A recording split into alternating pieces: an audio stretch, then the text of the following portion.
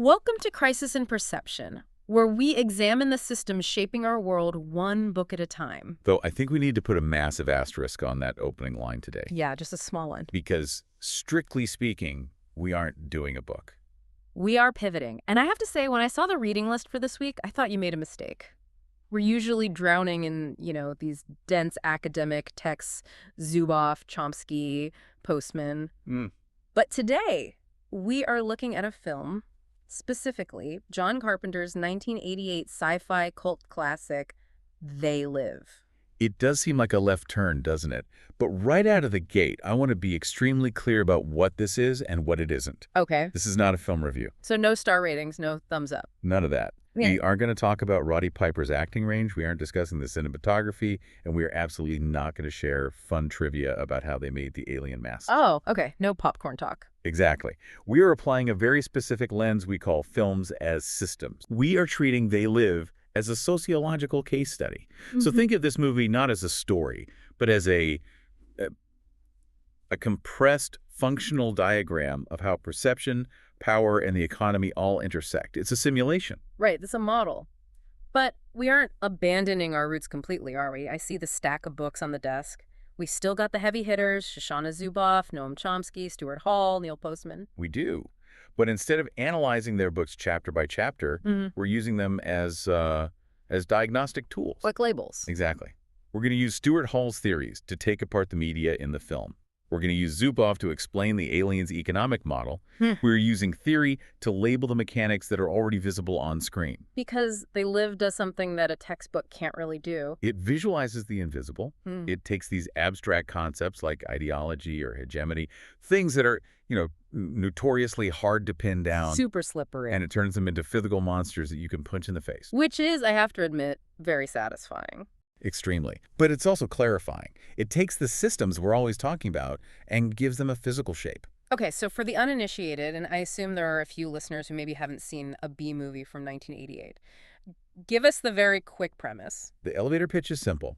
A homeless drifter named Nada finds a pair of sunglasses that allows him to see the world as it really is. And what he sees is not great. Not great at all. He sees that the ruling class are actually these skeletal-looking aliens, and all of our media, billboards, magazines, TV are actually just subliminal commands designed to keep us asleep. It sounds incredibly campy. Oh, it is campy. But that premise is where we have to be careful. The standard way to read this movie is as a conspiracy thriller.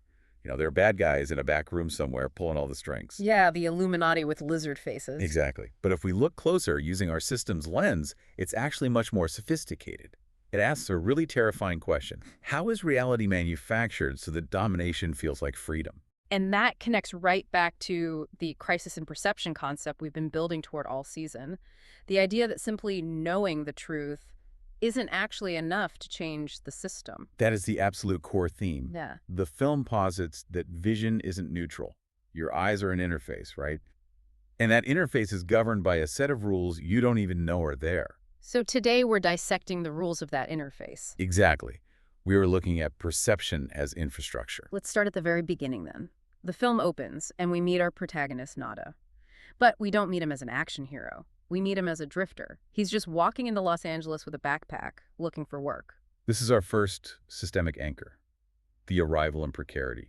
We need to really sit in this opening sequence for a minute. What do you see? Well, it's dusty, it's bleak. He's standing in line at the unemployment office, and the lady behind the counter basically just shrugs at him. There's nothing. He goes to a construction site asking for day labor. He is living paycheck to non-existent paycheck. And this sets the stage for everything else. Before we even get a hint of aliens or sunglasses, we get poverty. We get exhaustion. Why is that so important? Why spend a good 10 minutes on him just being broke before the sci-fi stuff really kicks in? Well, if we look at Shoshana Zuboff's work in The Age of Surveillance Capitalism, or even Chomsky's analysis of labor discipline, we see a mechanism at play here. Economic precarity is a perceptual constraint. Okay, let's unpack that phrase. Precarity as a perceptual constraint. You mean being broke literally changes how you see the world? It narrows your field of vision. I mean, think about the hierarchy of needs. When you are fighting for subsistence, just looking for a place to sleep or where your next meal is coming from, you cannot afford what we might call ideological friction. You don't have the luxury of sitting around and having a philosophy. You don't have the time or the energy to question the nature of reality or the political order. The system's first layer of defense isn't police drones or aliens with guns, it's just exhaustion. So compliance is produced through the need for survival, not necessarily because people believe the system is great or just. Precisely. In that opening sequence, Nada isn't compliant because he loves the government or the economy. He's compliant because he needs a job. There's that scene where he finally gets a gig on a construction site. Watch his body language. He's keeping his head down. He's trying to fit in. He's avoiding eye contact. He's just trying not to make waves. That is labor discipline. It anchors you to the spectacle. If you want to eat, you have to participate in the normal world.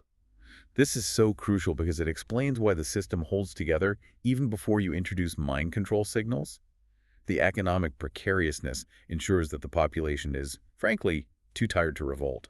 So while Nada is navigating this really bleak economic reality, and he finds a spot in a homeless encampment, a Hooverville, basically, we start seeing these glitches. The signal and the glitch. This is our second major mechanism. He's sitting there with the other guys from the camp, and they're all gathered around this tiny portable TV, and it's just standard 80s TV commercials, news, some fashion show, and then suddenly it cuts. It goes to static. And then this bearded hacker guy appears on the screen. And what does the hacker say? He says things like, they are dismantling the middle class, and we are their cattle. He's literally telling them the plot of the movie. But look at the reaction of the people in the shantytown. How do they respond to this truth teller? They hate it. They get so annoyed. They start banging on the side of the TV. They're shouting, change the channel or fix the picture. They just want their show back. This is where we have to bring in Neil Postman in his book, Amusing Ourselves to Death. Oh, I love Postman. The whole now, this concept. Right. The normal broadcast that the characters are watching represents a culture of total triviality. Postman argued that TV as a medium disconnects the viewer from history and coherence. It presents amusement as the ultimate social value. So the hacker isn't just interrupting a signal, he's interrupting their drug. He is interrupting the spectacle, to use Guy Debord's term. The spectacle is this unified, cohesive illusion of a happy, functioning reality. The hacker signal is noise. It's a glitch in the matrix. It's so interesting because you'd think if someone hacked every TV station to say you are being enslaved, people would at least listen. But in the movie, they view the truth as a technical error. Because the system has trained them to view reality as the entertainment feed. The truth feels like an intrusion. It feels rude. It disrupts the comfort of this flow. The system tries to smooth it over to maintain the illusion, and the citizens help the system by demanding the entertainment return. They're policing their own distraction. Yes, exactly. They're guarding the gate of their own amusement. Which is a perfect segue to the mechanism of the sunglasses, because eventually Nada follows the hacker to this church, finds a box of sunglasses in a secret compartment. He steps out onto a sunny Los Angeles sidewalk, puts them on, and the whole world just breaks. Let's slow this down, because this scene is the anchor for our entire discussion on Stuart Hall. When he puts those glasses on, describe exactly what happens. Well, first, the color drains out of the world. It goes black and white, it's grainy, it looks unpleasant, and he looks up at a billboard. To the naked eye, it's a bright, cheerful ad for a computer company with a sleek, happy model. But through the glasses, the image is gone. It's just stark black text on a white background that says, obey. And the travel ad, the one showing the honeymoon in the Caribbean. And marry and reproduce. And the dollar bill in his hand, he pulls it out of his pocket. This is your God. It's so visceral. Yeah. Now, to understand why this is brilliant sociology and not just a cool visual effect, we need to bring in Stuart Hall and his framework of encoding and decoding. Okay, walk us through that, because usually when we talk about media, we just talk about the message. Hall argued that media isn't just a direct injection of ideas, it's a whole process. First, the producer encodes a message. So let's take that travel ad. The ad agency wants you to support the economic system of nuclear families and tourism, but they can't just put up a sign that says, go spend money so the economy works. Right, nobody would buy that. It's too aggressive. It's too robotic. Precisely. So they encode that command into a symbol. They use soft lighting, a white sandy beach, a smiling couple holding hands. They wrap the hard command in a soft, emotional wrapper. This creates what Hall calls the preferred reading. The preferred reading is the illusion, the surface-level meaning. It's the interpretation the system wants you to have. It's the path of least resistance. You look at the ad and you think, oh, look at vacation. That looks nice. That looks like freedom. You decode it exactly the way they want you to. But the glasses. The glasses force the oppositional reading. They bypass that whole negotiation phase of decoding. They strip away the soft wrapper, the beach, the smiles, the colors, and they just show you the raw code underneath. It's like viewing the source code of a website. That is a perfect analogy. When you look at a website, you see buttons and pictures and nice fonts. That's the user interface. But if you right-click and hit Inspect Element, you see the HTML. You see the instructions. Button, click Here button. The glasses are an HTML viewer for ideology. So when Nada sees marry and reproduce, he's seeing the function of the ad, not just its content. Yes, the content is vacation. The function is reproduction of labor. That connects so directly to Shoshana Zuboff's work on surveillance capitalism. She talks about how technology is never neutral. Right, she argues that these systems have an extraction imperative. We think we're using Google to find a recipe. That's the preferred reading. But the oppositional reading, the structural reality, is that Google is using us to train an AI and sell behavior prediction futures to advertisers. The glasses reveal the puppet master logic behind the puppet interface. And notice Nada's reaction. When he sees this, he doesn't feel liberated. He doesn't laugh it off. He feels horrified. He looks physically sick. He rips the glasses off, rubs his eyes, puts them back on. He's stumbling down the street. It's physically painful for him to see this. Because the spectacle, to borrow from Debord again, is seductive. The world of color and consumerism feels nice. It's comfortable. The reality of obey and consume is bleak and cold. It hurts to look at it directly. It suggests that our entire environment is basically a series of commands we're subconsciously following. And once you see the command, you can't unsee it. And that brings us to the grocery store scene. Yeah. Because he walks into a store, glasses on, and he realizes that the nice, well-dressed lady reading a magazine is actually one of the skeletal aliens. And the magazine she's reading, what does it say? The cover just says, no thought. And he confronts them. He starts shouting, I know who you are. And this brings us to the next mechanism, which is normalization as enforcement. Yes. Watch the humans in the store. This is key. Okay. They don't see the aliens. They just see a dirty, loud man yelling at a well-dressed woman. And what do? Do they ask him what's wrong? Do they try to help? No. They call the cops. They turn on him immediately. This is Noam Chomsky's concept of flack from manufacturing consent, right? But at a micro level. It is, but applied at a street level. The system relies on social pressure to maintain the status quo. The humans in that grocery store are enforcing the system for the aliens. They are doing the work of the secret police without even realizing it. Because to the normal people, Nada looks insane. He has broken the social contract. You don't just start yelling in a supermarket. And this demonstrates the concept of costly awareness. Seeing the truth isolates you. It makes you a pariah. The system doesn't need a guard in every aisle. It just needs us to be so committed to the normal view of the world that we attack anyone who disrupts it. Normalization is enforcement. If you break the consensus, the social cost is incredibly high. You lose your community, you lose your standing, you become the crazy person. Which leads us inevitably to the fight. The famous, the infamous, the 6-minute alley fight. The legendary alley fight. I rewatched this last night to prep for today, and I honestly forgot how long it is. It is 6 minutes of two guys just beating the absolute hell out of each other in a back alley. It's one of the longest single hand-to-hand combat scenes in cinema history. And it's all over a pair of sunglasses. Nada just wants his friend Frank to put the glasses on. Frank says no. And then suplexes, punches, knees to the groin. It's exhausting just to watch. Why? Why is this scene in the movie, and why is it so long? It's funny, the studio actually wanted Carpenter to cut it down. They said, the audience gets the point, move on. Rare. But Carpenter refused. He said the length is the point. Okay, so what is the systemic point of watching Roddy Piper get thrown into a dumpster 3 times in a row? It is a physical model of the friction of paradigm shift. Friction of paradigm shift. That's a $10 phrase for a street fight. Break that down. Okay, think about it from Frank's perspective. Frank is not really fighting Nada. Frank is fighting the sunglasses. He really, really does not want to put them on. Why? Because Frank has a job. Frank has a family. Frank believes that if he just keeps his head down and works hard, he'll be okay. To put those glasses on is to admit that his entire life strategy, his whole worldview, has been a lie. It's the sunk cost fallacy with fists. Yes, it is the violent rejection of a new truth. We often have this naive idea that if we just show people the facts, if we just present them with the data, they'll calmly say, "Oh, thank you, I see now." But in reality, they punch you in the face. They will fight you. Yeah. Because stripping away someone's ideology is a violent act. It destroys their identity. Frank is fighting to protect his worldview stability.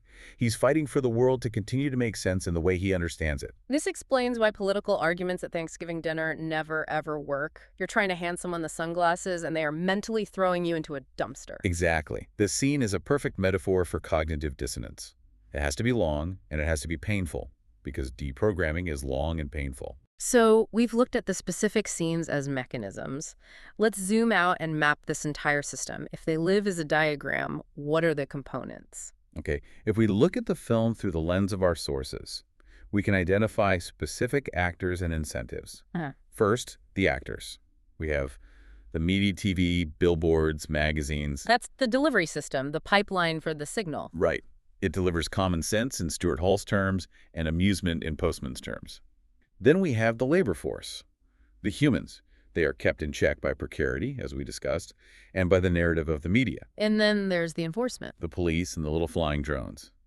But notice, as we saw in the grocery store, they only show up after the soft control fails. When Nada starts shooting aliens, then the drones come. But for 99% of people, the soft control of advertising and peer pressure is enough. What about the incentives? Why do the humans go along with it, especially the human collaborators we see later in the film? This is crucial. At the end of the film, Nada crashes this fancy party for the elite humans who know about the aliens. They're all there drinking champagne, celebrating. One of them gets on stage and says, "Our projections show that by the year 2025, not only will America be under the guidance of the new alliance, but so will the entire planet." They sold out the whole planet. They traded freedom for comfort and wealth. For the collaborators, the incentive is power and stability. For the regular humans, the incentive is just not making waves. Safety, predictability. And for the system itself, for the aliens, what's their motivation? Accumulation by dispossession. That's a term from the geographer David Harvey that ties into Zubov's work pretty well. That's a dense one. Accumulation by dispossession. What does that actually mean in plain English? It basically means getting rich, not by creating new things, but by stripping assets from others, taking public goods and making them private. In the film, the aliens are treating Earth like a third world country to be stripped for parts. They're extracting value labor, minerals, atmosphere, while keeping the population asleep and compliant. It's a completely parasitic relationship. A parasitic economic logic. Yeah. And it relies on feedback loops.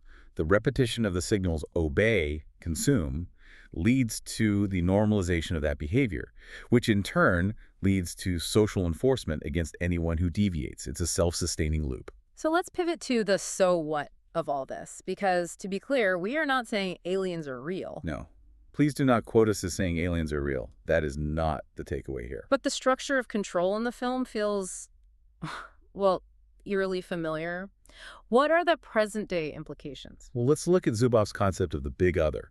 In her book, she describes this omnipresent computational power that tunes human behavior for profit. The algorithm. The algorithm, the data economy, the surveillance state. In the film, the alien command center, the transmitter they have to destroy, that's the big other. It's a centralized power that is tuning human behavior, make them consume, make them reproduce, make them passive. So the hidden commercial practices of extraction in Zubov's book are literalized as hidden alien signals in the movie. Exactly. The actuation mechanisms Zubov talks about, the nudges, the targeted ads, the gamification, they're just a digital version of the obey signs. They're designed to bypass our critical thinking to trigger a specific behavior. So when I get a notification on my phone that makes me open an app I didn't even intend to open. That is a signal. It's a command. It's encoded to look friendly, but the function is, look here now. And what about Chomsky? How does manufacturing consent fit into the modern implication? Think about the worthy versus unworthy victims concept from that book. In the film, the media completely ignores the shantytown. The homeless, the displaced, they're invisible. They are unworthy victims. Until the police come to bulldoze their camp. Right, then they are just an obstacle to be cleared away. But the collaborators, the wealthy elites at the party, they are the worthy ones. They get the airtime. They get the protection. The media in the film filters reality just like the propaganda model Chomsky and Herman describe. It filters out the suffering of the poor to maintain the image of a successful, thriving society. And Postman, You mentioned the Huxleyan warning at the beginning. Right. Neil Postman famously contrasted Orwell's 1984 with Huxley's Brave New World. Orwell feared those who would ban books. He feared the boot stamping on a human face forever. But Huxley had a different fear. Huxley feared that there would be no reason to ban a book because there would be no one who wanted to read one. He feared that we would be ruined not by the things we hate, but by the things we love. Because we'd be too busy amusing ourselves to death. In They Live, the humans are not in cages. They are not walking around in chains. They are driving convertibles, watching TV, buying nice watches. They are sedated by luxury and entertainment. The aliens don't just use force, they primarily use comfort. That is the Huxleyan nightmare, that we will come to love our oppression because it is amusing. The crisis in perception isn't that we can't see the bars of the cage, is that we don't realize the comfortable couch we're sitting on is the cage. This connects so directly to the core mission of this whole project. We often talk about how hard it is to see the systems we actually live inside. Yes, and the Lev makes a very specific, very important point about that. It distinguishes between individual blame and systemic disruption. How so? The film doesn't end with Nada killing the alien leader in a one-on-one fight. It doesn't end with him negotiating a treaty or starting a political movement. How does it end? He fights his way to the roof of the TV station and he destroys the transmitter dish. He destroys the infrastructure. He breaks the signal. This is the key lesson. Yeah. You cannot solve a systemic problem by changing the individuals, by replacing one alien CEO with another or one corrupt politician with another. You must dismantle the infrastructure of perception itself. Because perception is the site of control. The primary battlefield isn't the street, it's the mind, it's the eye. If you can control how people decode reality, remember Stuart Hall, you don't need soldiers on every corner. But the film also shows that awareness on its own is insufficient. Right. Nada had the glasses. Yeah. He knew the truth. Did that stop the aliens? No, it just made him a target. He had to run for his life. Crisis in perception posits that awareness is only step one. Having the glasses is just the beginning of the problem. Material disruption, destroying the lens, destroying the transmitter, is required to actually break the loop. It's a sobering thought. Knowing is not half the battle. Knowing is just the start of the trouble. It's the start of the friction. It's the start of the 6-minute fight with Frank in the alley. Let's wrap this up with some reflection. We've taken this B movie and really pulled it apart. What's the big takeaway for you? I think They Live helps us see that power is ambient. We tend to look for power in obvious places, in laws, in elections, in armies. But this film argues that the most effective power hides inside neutral things. Money, advertisements, news broadcasts. Things we interact with every single day without a second thought. It transforms coercion into normality, into routine. And it really highlights the difficulty of escape. I just keep thinking about that alley fight. We are all Frank. We are. We really, really are. We all resist putting on the glasses because the preferred reading of the world is comfortable. It is so much safer to believe the lie than to confront the terrifying reality that our systems might be rigged against us. It's easier to watch the game show than to listen to the hacker signal. Much, much easier. And that is why the system persists. So here is our final provocative thought for you, the listener.